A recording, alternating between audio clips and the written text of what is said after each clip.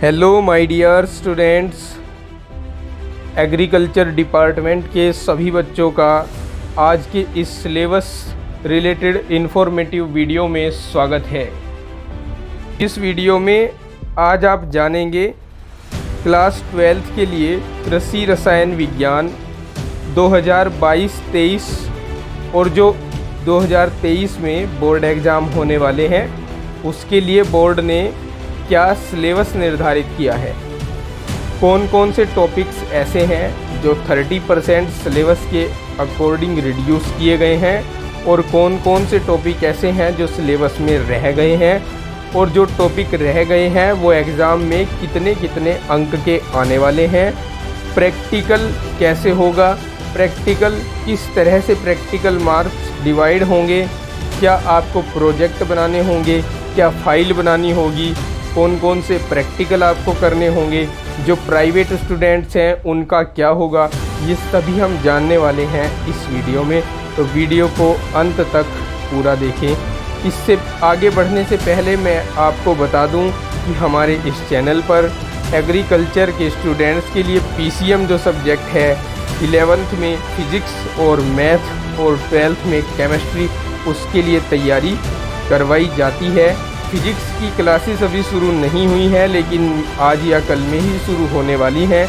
Chemistry की 3-4 classes अभी तक हुई हैं और क्लासेस तैयार की जा रही हैं बोर्ड एग्ज़ाम के दृष्टिगत, यानी ये ध्यान में रखते हुए कि कौन से वो क्वेश्चंस हैं जो आपको फेस होंगे या होने के जिनके 90 से 95% चांस होते हैं, उन सभी को मैं लेकर आऊँगा आपके लिए इस चैनल पर क्लासेस के माध्यम से। तो अगर आप चैनल के साथ जुड़े हुए नहीं हैं तो चैनल को सब्सक्राइब करके चैनल के सब्सक्राइबर बन जाइए, जिससे डेली का कंटेंट आपको मिलता रहे। तो चलिए अब बिना देरी किए वीडियो को शुरू करते हैं। सबसे पहले मैं आपको बता दूं, क्लास 12th में कृषि रसायन विज्ञान का जो एग्ज़ाम होता है वो 50 अंकों का होता है और 50 अंक का इसमें प्रैक्टिकल होता है, यानी थ्योरेटिकल जो पार्ट है वो 50 अंकों का होगा और 50 अंक का प्रैक्टिकल होगा। प्रैक्टिकल भी 2 भागों में विभाजित होगा, 25 अंक और 25 अंक। फिर 25 अंक भी अलग अलग अंकों में विभाजित होंगे, वो सब आप अभी वीडियो में आगे चलकर जानेंगे। तो पहले देख लीजिए कि कौन कौन से टॉपिक्स हैं जो इस साल हटा दिए गए हैं कृषि रसायन विज्ञान में। तो देखिए, भौतिक रसायन जो आप पहले पढ़ते हैं, भौतिक रसायन में एक तो आपको परमाणु की संरचना एवं रेडियो एक्टिविटी नहीं पढ़नी है, एवोगैड्रो की परिकल्पना और उसके उपयोग नहीं पढ़ने हैं, ऑक्सीकरण एवं अपचयन नहीं पढ़ना है, ठीक है। अकार्बनिक रसायन की बात करें तो अकार्बनिक रसायन में इकाई 4 में से कुछ टॉपिक्स हटाए गए हैं, जैसे गंधक, सल्फर डाइऑक्साइड, सल्फ्यूरिक अम्ल, क्लोरीन और हाइड्रोक्लोरिक एसिड। ये आपको नहीं पढ़ने हैं, ना ही इनकी निर्माण विधि पढ़नी है, ना ही गुणधर्म और उपयोग पढ़ने हैं। फिर कार्बनिक रसायन में आते हैं। कार्बनिक रसायन में 5वीं यूनिट में से एसिटैल्डिहाइड, एसीटोन, एमीन तथा एमाइड, मेथिल तथा ethyl amine, urea, butyric, lactic, इक्सु शर्करा स्टार्च, ये टॉपिक्स आपको नहीं पढ़ने हैं क्योंकि इस साल ये सिलेबस में नहीं हैं। अब जो टॉपिक पढ़ने हैं वो कौन कौन से हैं और कितने कितने अंकों के परीक्षा में आपको देखने को मिल सकते हैं, उनके बारे में चर्चा कर लेते हैं। स्क्रीन पर आप देख सकते हैं, ये वही नोटिस है जो यूपी बोर्ड द्वारा निर्धारित किए गए सिलेबस का नोटिस है। ये फेक नहीं है, एक तो पहली बात ये जान लीजिए, क्योंकि बच्चों ने पहले मैंने मैथ के सिलेबस के बारे में बताया था, उस पर कुछ बच्चों ने कमेंट्स कर रखे हैं कि मैं गलत बता रहा हूं और ये फेक है, ये सिलेबस रिड्यूस नहीं हुआ है। तो अगर आपको इसकी सत्यता की जांच करनी है तो आप यूपी बोर्ड की ऑफिशियल वेबसाइट www.upmsp.edu.in पर जाकर इसको डाउनलोड कर सकते हैं। यहाँ पर आपको एक कॉलम मिलेगा एक लिंक मिलेगा जिस पर लिखा गया होगा यूपी बोर्ड सिलेबस 2022-23। ठीक है, यहाँ जाकर आप इसको देख सकते हैं।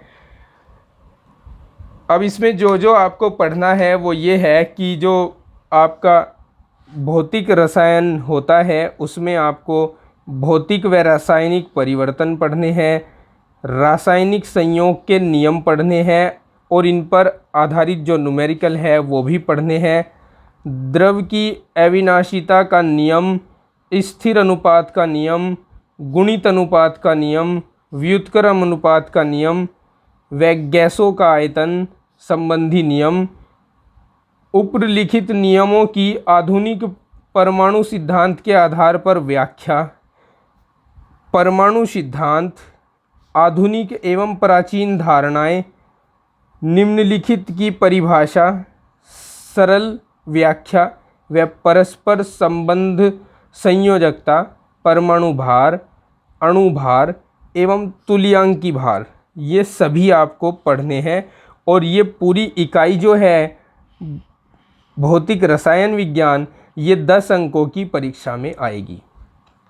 इसके बाद दूसरी इकाई है, दूसरी यूनिट, जिसमें आप टॉपिक्स पढ़ेंगे आयनवाद सिद्धांत, परमाणु और आयन में अंतर, निम्न की आयनवाद की सहायता से व्याख्या, वैद्युत अपघटन, अम्ल अक्षार, लवण जल अपघटन और उदासीनीकरण, इनकी परिभाषा पढ़नी है आपको। किसके अनुसार? आयनवाद सिद्धांत और परमाणु आयन में अंतर और आयनवाद की सहायता से इनकी परिभाषा। ठीक है, मृदा परीक्षण की सामान्य जानकारी, पीएच मान, जीवांश पदार्थ एवं मृदा के अम्लीय क्षारीय गुणों का तुलनात्मक अध्ययन। ये यूनिट जो है, यूनिट नंबर 2, ये 5 नंबर की आएगी पेपर में। अब अकार्बनिक रसायन जो है आपका थर्ड यूनिट में आपको तत्वों का आवर्ती वर्गीकरण पढ़ना है, जिसमें जल स्थायी एवं अस्थायी कठोरता, कठोर जल को मृदु बनाने की विधियां, जल की सिंचाई का कार्य में उपयुक्तता, निम्न तत्व एवं उनके यौगिकों की उपस्थिति, गुण एवं उपयोगिता के विशेष संदर्भ में। ये यूनिट 3 आएगी 5 अंकों की परीक्षा के अंदर। ठीक है, यूनिट 4 है जिसमें आप पढ़ेंगे, अध्ययन करना है आपको किनका? नाइट्रोजन का, अमोनिया का, नाइट्रिक अम्ल का, कार्बन का, कार्बन डाइऑक्साइड का, फास्फोरस का, फास्फोरिक अम्ल का। इनको बनाने की विधि, जैसे ये प्राप्ति स्थल क्या है, गुण क्या है, उपयोग क्या है, पौधे में कार्य क्या है, sodium chloride, sodium carbonate, sodium bicarbonate, sodium nitrate, potassium nitrate, potassium sulphate, calcium oxide, calcium carbonate, calcium sulphate, लोहा, iron sulphate, aluminium phosphate, aluminium sulphate, nitrogen चक्र, भूमि में नाइट्रोजन का स्थिरीकरण एवं फास्फोरस एवं पोटास का पौधों में कार्य, कृषि में उपयोग होने वाली सामान्य खादें। ये यूनिट 4 बहुत बड़ी यूनिट है और ये इसके प्राप्तांक जो है वो भी ज़्यादा है, 15 नंबर की पूछी जाएगी ये यूनिट पेपर के अंदर। फिर इसके बाद 5वीं यूनिट जो कार्बनिक रसायन है, उससे आपको पूछे जाएंगे जो टॉपिक, वो है कार्बनिक रसायन की परिभाषा एवं महत्व, कार्बनिक यौगिकों की रचना एवं स्रोत, भौतिक गुण, वर्गीकरण तथा नामकरण, जैसे IUPAC नामकरण होते हैं। निम्नलिखित की यौगिकों का सामान्य ज्ञान, सामान्य सूत्र बनाने की सरल विधियां, सामान्य गुण तथा मुख्य उपयोग, रचनात्मक सूत्र, खनिज तेल, वसा, कार्बोहाइड्रेट तथा प्रोटीन को छोड़कर, हाइड्रोजन, कार्बन, संतृप्त और असंतृप्त कार्बन, एल्कोहल में एथिल एल्कोहल और ग्लिसरीन, एल्डिहाइड में कीटोन और फॉर्मेल्डिहाइड, अम्लों में एसिटिक तथा ऑक्जेलिक अम्ल, वसा तथा तेल, साबुन एवं साबुनीकरण, कार्बोहाइड्रेट, ग्लूकोज, कार्बोहाइड्रेट में ग्लूकोज, फ्रक्टोज, बेंजोन तथा फिनॉल के बनाने की सामान्य विधियां तथा सामान्य गुण। ये भी एक बड़ी यूनिट है जो 15 नंबर की पूछी जाएगी। इसके बाद जो थ्योरेटिकल पोर्शन है वो ख़त्म होता है, उसमें इतने ही टॉपिक्स आपसे पूछे जाएंगे। इसके बाद प्रयोगात्मक परीक्षा बचती है जो 50 अंकों की होती है। अब देख लीजिए कि प्रैक्टिकल में आपको क्या क्या करना होगा। अकार्बनिक रसायन के प्रैक्टिकल में आपको chloride, bromide, iodide, nitrate, sulphate, sulphide, carbonate, phosphate, सीसा, तांबा, आर्सेनिक, लोहा, एल्यूमिनियम, जस्ता, manganese, calcium, barium, magnesium, sodium, potassium और अमोनियम, इन सब के बारे में जानकारी हासिल करनी है। इसके बाद जल या खनिज अम्लों में घुलनशील सरल मिश्रणों का जिसमें विभिन्न वर्गों के उपयुक्त 2 से अधिक अम्लीय और 2 से अधिक अक्षारीय मूलक न हो का गुणात्मक विश्लेषण करना, ये प्रैक्टिकल है आपका।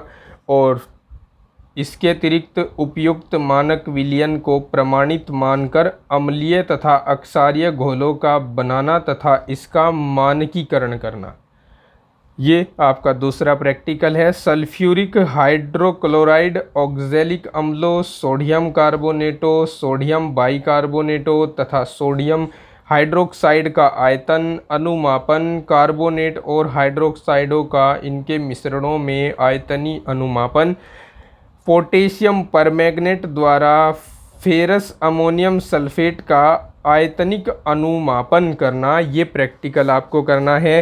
थर्ड प्रैक्टिकल में मृदा परीक्षण, पीएच मान तथा अम्लीय क्षारीय मृदा की पहचान करना, ये प्रैक्टिकल है। कार्बनिक रसायन में जो प्रैक्टिकल निर्धारित किए हैं इस बार वे हैं कार्बनिक यौगिकों में तत्वों एवं क्रियाशील समूहों का परीक्षण करना, साधारण परीक्षणों द्वारा कार्बनिक यौगिकों की पहचान, एथिल अल्कोहल, ऑक्जेलिक अम्ल, द्राक्ष शर्करा, फल शर्करा, ईख शर्करा, स्टार्च तथा प्रोटीन, ये सभी प्रैक्टिकल आपको करने हैं। संतुत पुस्तक के आगे कहा है, पुस्तक में तो कोई भी पुस्तक लगवा सकता है कॉलेज। अब जो आपका प्रैक्टिकल पार्ट है उसको जान लेते हैं कि वो किस किस तरह से विभाजित रहता है। प्रैक्टिकल के अंक होते हैं 50 और आपको न्यूनतम उत्तीर्णांक यानी पास होने के लिए 16 अंक चाहिए। थ्योरी में पास होने के लिए आपको 17 अंक चाहिए। समय मिलता है 3 घंटे का प्रैक्टिकल में और थ्योरी में मिलता है 3 घंटा 15 मिनट का समय। ठीक है, अब ये जो 50 अंक का प्रैक्टिकल होता है ये 25-25 अंकों में विभाजित रहता है। 25 अंक वह बाह्य परीक्षक देता है जो बाहर से आता है, एग्जामिनर जिसको बोला जाता है। अब वो क्या क्या आपसे करवाता है, अकार्बनिक भौतिक तथा गुणात्मक विश्लेषण 6 अंक का करवाएगा, कार्बनिक यौगिकों की पहचान 5 अंक का, अभ्यासी अनुमापन 6 अंक का और मौखिकी 8 अंक की, यानी 2 प्रैक्टिकल करवाएगा आपसे 6 अंक और 5 अंक के। आपका जो अभ्यास पुस्तिका होती है 6 अंक अभ्यास अनुमापन के लेगा, अनुमापी के, और अभ्यासी अनुमापी के 6 अंक होंगे और जो मौखिकी यानी जो वाइवा होगा वाइवा के 8 अंक होते हैं। ठीक है, इसके बाद जो आंतरिक परीक्षक होता है, आंतरिक परीक्षक आपके ही अध्यापक होते हैं या प्रिंसिपल होते हैं जिन्होंने आपको सारे साल पढ़ाया होता है।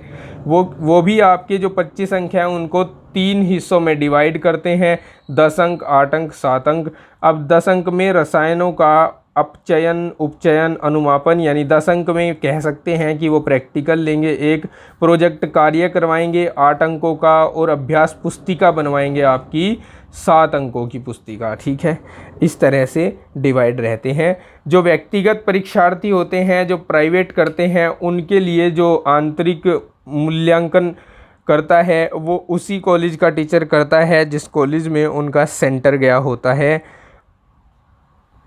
और जो बाह्य परीक्षक होता है उनके लिए बाह्य परीक्षक बाहर से आया हुआ परीक्षक ही होता है। आंतरिक परीक्षक का काम जो कॉलेज उनको निर्धारित किया जाता है वहाँ के विषय अध्यापक या प्रिंसिपल करते हैं।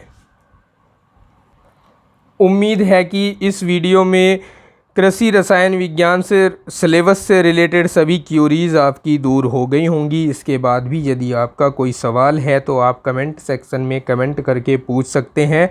मैं आपके सभी सवालों के जवाब देने की पूरी कोशिश करूँगा। इस वीडियो में इतना ही। मिलते हैं नेक्स्ट क्लास में। तब तक के लिए अपना ध्यान रखिए, चुस्त दुरुस्त और तंदुरुस्त रहिए, पढ़ते रहिए। Take care, bye bye, have a nice day.